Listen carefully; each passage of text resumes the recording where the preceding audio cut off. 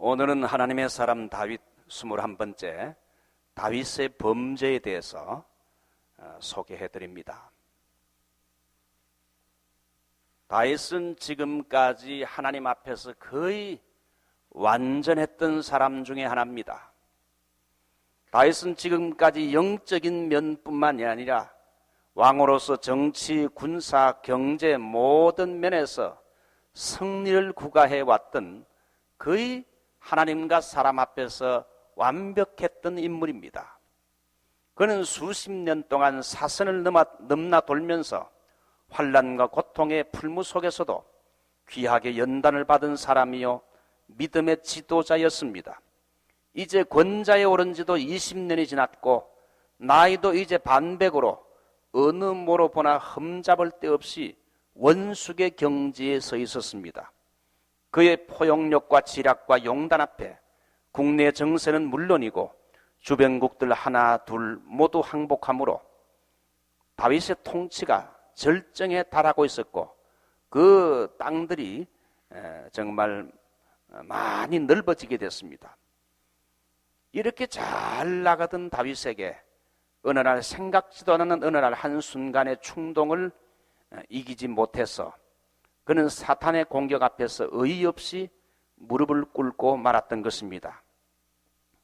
그 힘의 사람 골리앗을 쳐서 꼬꾸라뜨렸던 대단했던 그가 연약한 여자, 벌거벗은 여자 앞에서 한 방에 무너진 겁니다.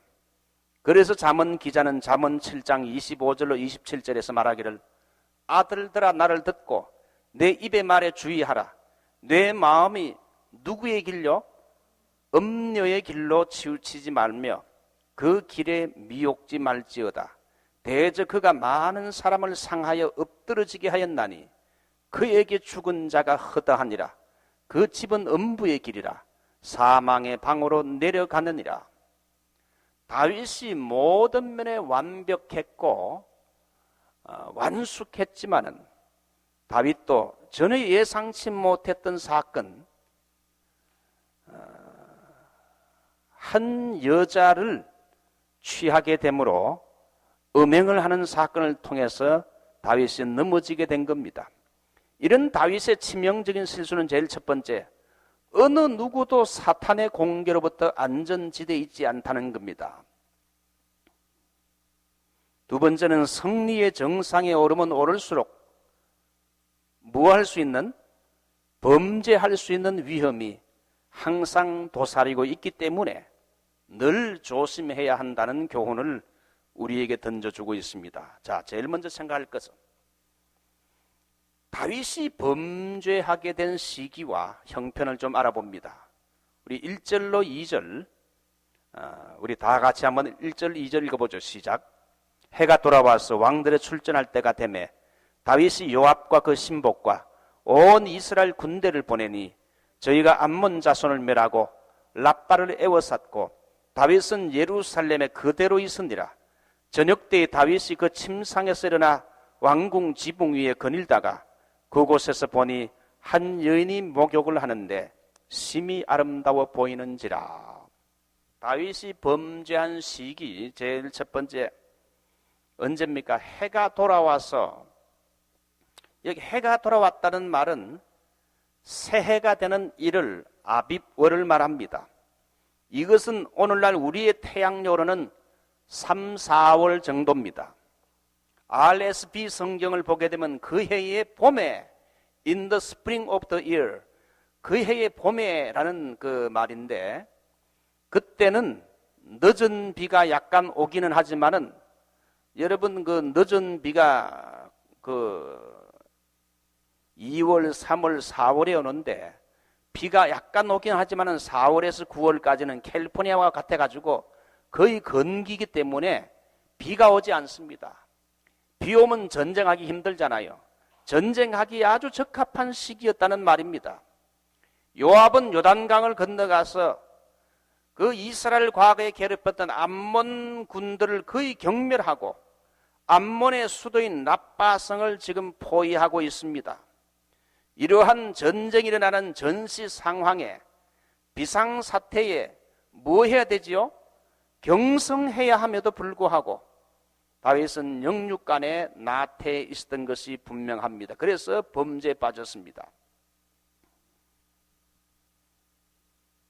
두 번째, 다윗은 낮잠을 잔 후에 범죄하게 됐다는 겁니다. 흔히 말하기를 다윗이 죄를 범한 원인은 그가 오후에 침상에서 뒹굴며 게으르게 낮잠을 잤기 때문이라, 이렇게 설교자들이 말하는 설교를 많이 듣습니다. 그러나 이러한 해석은 옳지 않다고 봅니다. 낮잠은 죄의 원인이 되지 않는다는 겁니다. 왜냐하면 팔레스타인의 낮잠은 더위를 피하기 위한 그 당시의 풍습이기 때문에, 옛날 그 바울이 두란노 서원에서 여러분 강론을 했는데, 주로 날씨가 더워서 낮잠 자는 시간 11시부터 오후 4시까지 5시간, 가장 더워서 일할 수 없는 그 시간을 빌려가지고 다윗이 이 두란노 서원에서 하나님 말씀을 증거했어요. 그래서 다윗이 잠을 자고 일어났다는 것에 대해서는 우리가 죄의 원인으로 볼 수는 없어요. 낮잠이 죄의 원인이 될 수 없고, 중요한 건 그의 마음이 문제인데, 이제 암몬의 수도인 라빠 성도 곧 눈앞에 함락을 바라보고 있었기 때문에 다윗은 정신적으로 긴장이 풀리고 해이해져 있었다는 겁니다. 모든 게 다 만사형통이고, 전쟁하기만 하면 싸우지, 모든 게 풍요롭고 잘되고, 그러니까 그렇게 다급하게 하나님을 찾아야 할 필요성을 못 느꼈어요.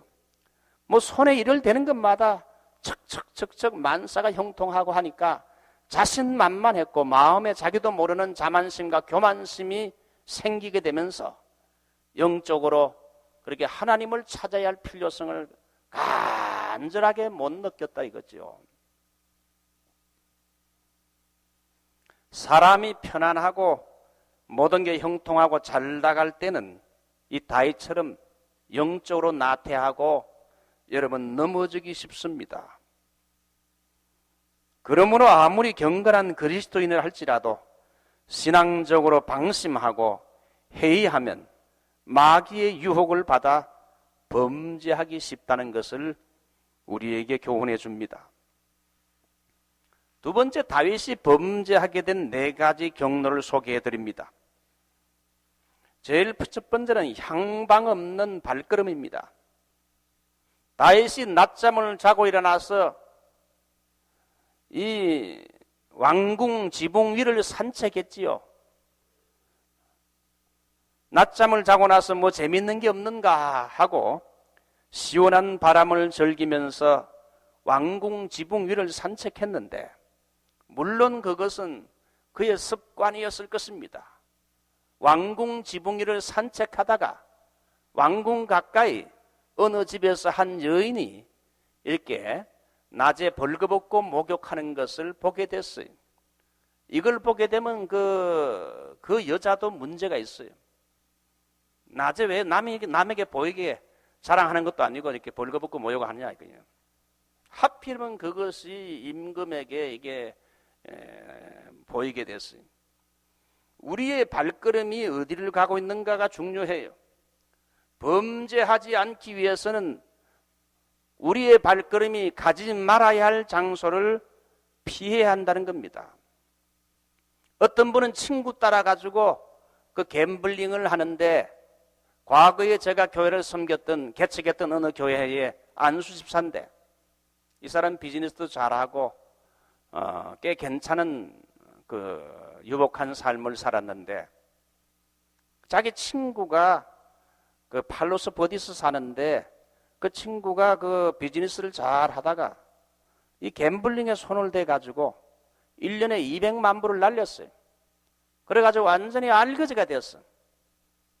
그래서 이 집사님은 바보 같은 놈, 노름을 해도 적당히 해야지. 목사님, 저는 저놈같이 저렇게 하진 않습니다. 조금 하다가 손 뗍니다. 그런데 그렇게 말했던, 자신만만했던 친구가, 이 친구가 한 번은 라스베가스 가서 일주일 동안 그 집으로 돌아오질 않았어요. 완전히 거기에서 그냥 자기 현재 있는 거, 한국에 있는 것까지 다 잡혀가지고 다 날려가지고 나중에는 부인하고도 헤어지게 되고, 이 로스앤젤레스 차도 다 좋은 렉서스 타고 다니는 거 다 빼앗기고 버스 타고 걸어가는 거, 그 말을 제가 이게 들었는데, 사람이 갬블링에 손을 대니까 쫄딱 망하더라고. 그 개인도 망하고 가정도 이혼하고 아이들도 다 흩어지고 말이죠. 완전히 망하더라고요. 사람은 때로는 나쁜 버릇은 완전히 쫄딱 망해야 정신을 차린다 이거예요. 갬블링이라든지 술집이라든지 이런데 그 가까이 하지 말아요. 저는 목회하면서 여러 부인들이, 목사님, 우리 남편이 매일마다 그 갬블링 거기에 가 있는데 이거 어떻게 하면 좋습니까? 이거 완전히 마약하고 같아요. 돈이 없어도 그 가서 그냥 다른 사람 옆에 앉아가지고 뭐 좀 주시오 해가지고는 또 하는 거예요. 아예 그 가까이 근처도 가지 말아야 됩니다. 우리 남자들, 목사님 저는 괜찮습니다. 그런 말 저는 안 믿어요. 그런 사람들 좀 위험해. 가지 말아야 할 곳에 가지 말아야 돼요. 자, 두 번째, 유혹에 젖은 눈입니다. 2절 보게 되면 이웃집 여인의 목욕하는 모습을 보고 다윗은 안목의 정욕을 가졌습니다. 여인이 목욕하는데 심히 아름다웠다고 말하고 있습니다. 뭐 여자가 그 살이 많이 찌고 뭐 별로 아름답지 못했으면 다윗이 유혹받을 리가 없는데, 그 남자들은 여자가 예쁠수록 조심해야 됩니다.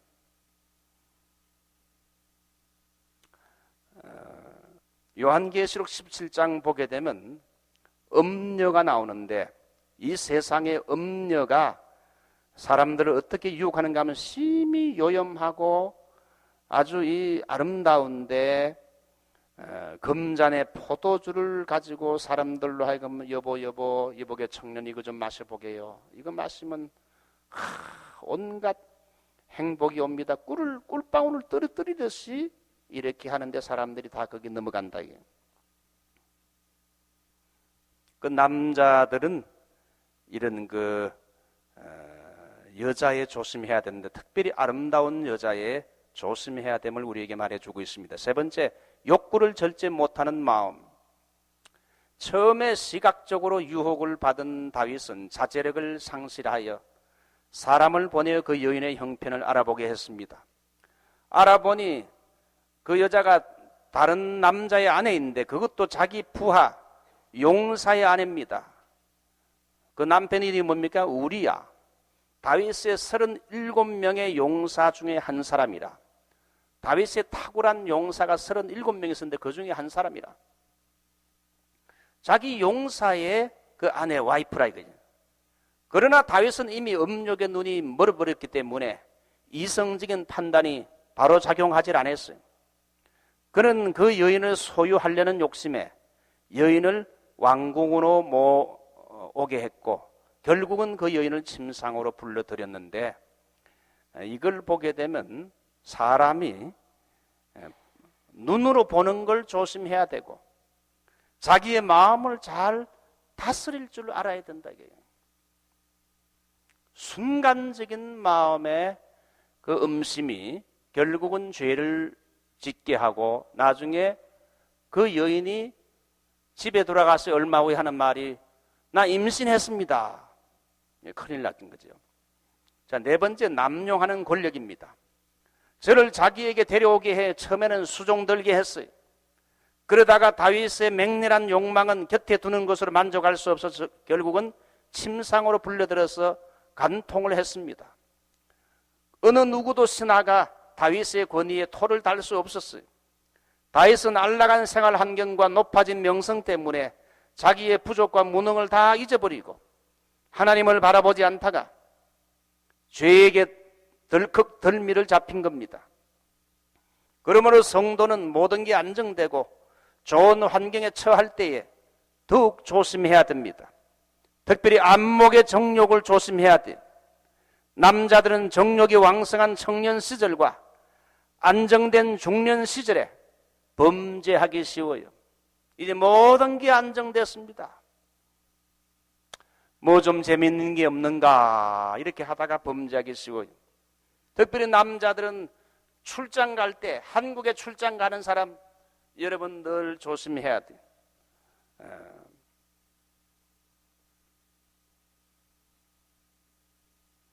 제가 한 번은 목회하다가 한국에 출장 갔는데 제가 아는 집사가 호텔에서 딴 여자와 함께 같이 있더라고 이렇게.